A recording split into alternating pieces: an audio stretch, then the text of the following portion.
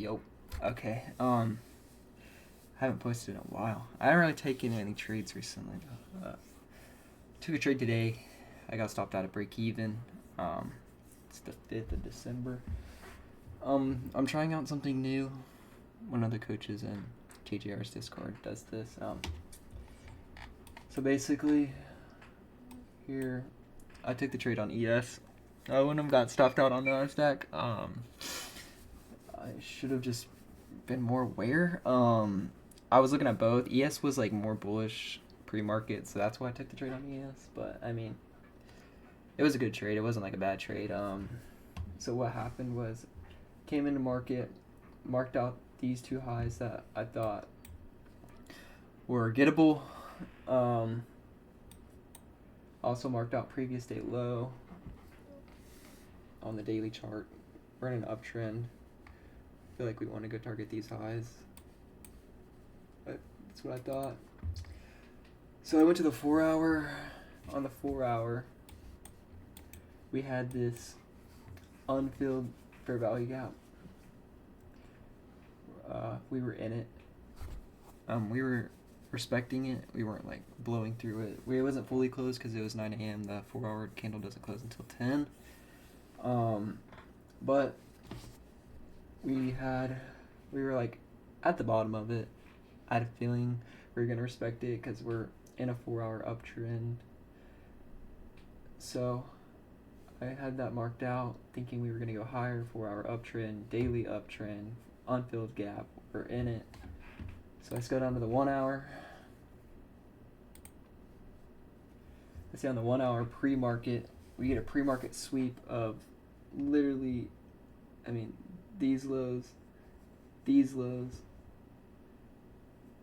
and so we sweep out these two lows, and then we're kind of reversing off of it a little bit.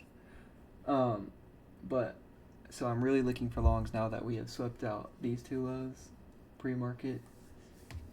So now that I have this super strong bias to the upside with all these confluences. Got on the 15 minute. Didn't really see much on the 15 minute besides this unfilled 15 minute for value gap, which was in my direction, which I mean even more to my bias. So as you can see, we're just going straight up off of this sell side liquidity. We put in this 5 minute gap here and here. We come down and we tap the bottom gap, and then we're rejecting out of it. So I feel like this is a protected low at this point. So as soon as we tap this gap, I'm looking at the 1 minute.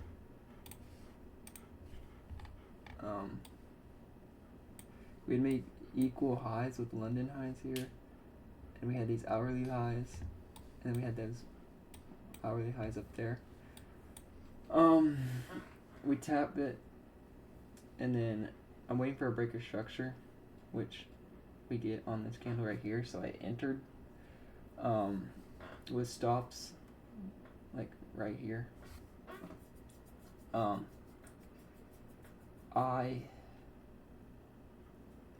Sorry, I blanked out. I moved stops to break even at this London high right here because it was equal highs and it was internal highs, so that could be a reversal point. As you can see, I got stopped out of break even and the move went without me, unfortunately. On NASDAQ, it wouldn't have stopped me out at break even.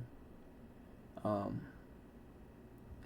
yeah, I just felt like this was a protected low, this swing low here. I don't know why these candles are so messed up though. But yeah, so that's what my trade I took for today was. Let's see the NASDAQ. I marked it out on NASDAQ for just to see. See where you get the breaker structure right here on NASDAQ. My stop was below the low. A little bit less of RR because I put the stop below the actual low, the protected low, and on the ES I just put it right there. Like it would be the same if it was like the same but NASDAQ low below there, Um, as you can see, but we already hit London highs on Nasdaq, so that was like another thing. I was like, I didn't know if we were going to like get like down moves off of it, because on ES we made equal highs. Here we already hit them, so it's like that's why also I took the trade on ES as well. But come down, fill this gap, and then we break structure on the 1 minute here, enter here, and then full take profit as well. When we stopped the break even off of these internal highs. So I wouldn't have been stopped up there, but yeah, all in all, I mean, it was a good week. I was pretty much break even for the week, all week. Today's the first day that I kind of implemented this like new thing that he has like kind of made a YouTube video about. It's like we're either in an imbalance targeting a high liquidity sweep, or we're gonna hit a liquidity sweep targeting like a high time frame imbalance. And that's what I did today. We were in that 4-hour gap, and I was targeting those high time frame liquidity sweeps. So hopefully next week we can catch a couple dubs. I know we got lots of news next week, so I'll be careful.